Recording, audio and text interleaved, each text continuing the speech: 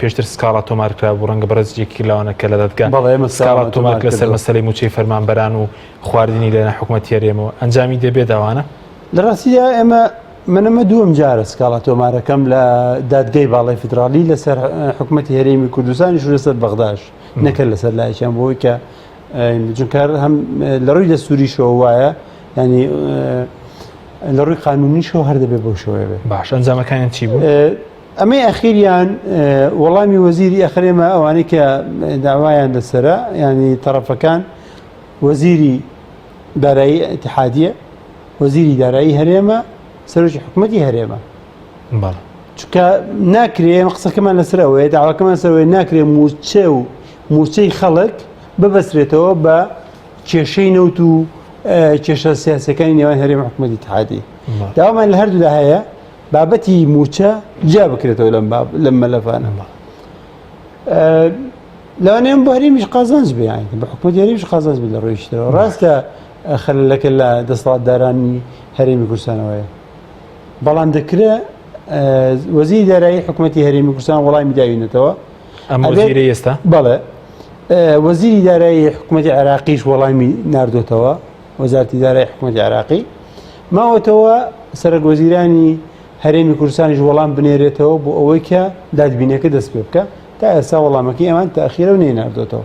باشی دادگای ناکە مادەم وەڵامەکە نەدراوێتەوە تا ئەم دقەیە دادگا پێشتری لەسەر ئەم ڕێتمە ڕۆشتووە کە ماوەیەکی زۆر چاوەڕێی وەڵامەکە ئەگەر هەر نەبوو ئەو کاتە ئێمە بێ داوای دادبینی غیابی بکەین چونکە ئەوان وەڵامەکانی ناردۆتەوە. باش ئەی سەبارەت بە ئێستش کە داواکاری ڕاستەخۆ موچەی فەرمانبەران بخرێتە سەر بەغداد دەکرێت ئەمە بکرێت یعنی هەندێک فەرمانبەرێک چون بابەتی موچە بەتەنیا بخرێتە سەر بەغدا پێویستی با ڕاستکردنەوە و ڕێخستنی قایمەی موچەخۆرانە لە هەرێمی کوردستاندا. ئێمە لە هەرێمی کوردستاندا ئێستا پێم وایە ناوبڕەکە شتێکمان باس کرد لە هەرێمی کوردستاندا پێش ماوەیەک ئەگوترا هەرێمی کوردستان 881 میلیارد دینار کابینەی لەم کابینەیە بۆتە 898 میلیارد ینی چۆر ینی 19 میلیارد 7 میلیارد دینار بەچی زیایی کرد 7 میلیارد دینار کەلەکاتە کێمەزانی هیچ تایناتێک نییە ئەمایان لەکوێنە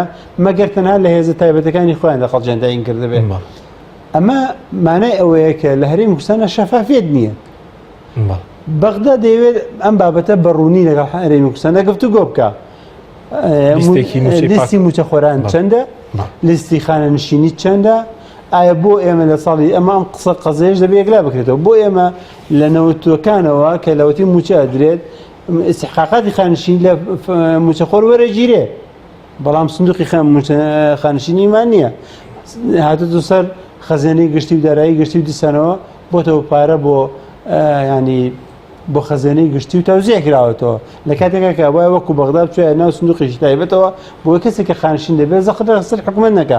ئێمە 200 ئەوەندە کە هەزارەمان هەیە لە خانشینی وەردەگرن دیسانەوە وەکو موچەخۆر حسابیان بۆ کرێت لە بەغا. ڕاستەوخۆ لە بەغدادەوەم کێشەیە بکرێت. بەڵێ ڕاستەوخۆ بخرێتە سەر بەغداد. زەنی لابوود ئێمە ڕاستەخۆ پێم وانە عێراق بەبێ گفتوگۆ حەلی بکە گفتوگۆکردنی ژواتە چوونە ناو وردەکاری. هەرێمی کوردستان هیچ چارەسەرێکی لەبەردەمان نییە ئەبێ ئەوە بڵێنەوە بێزگەلەوە هیچ چارەسەرێکی لەبەردەمان نییە بێزگەلەوەی کە بڕوان لەگەڵ بەغدا بە شەفافی هەرچی مەلەفی هەیە لەسەر مێز گفتوگۆ بکە و ئەم گفتوگۆیە پێویستی بە خەڵکی تەکنۆکرد شارەزایە و پێویستی بە خەڵکی بڕیاردەریشە. خەڵکی شارەزا بۆی کە لە کونوکەلەبەرەکانی بودجێ لایەنی عێراقیش بزانن بۆی کە بزانێت چونکە لە عێراقیشە بۆ منەبەس خەرجی ینی موچەخۆران لە بەغا 40 تریلیۆن و کەسرێکە.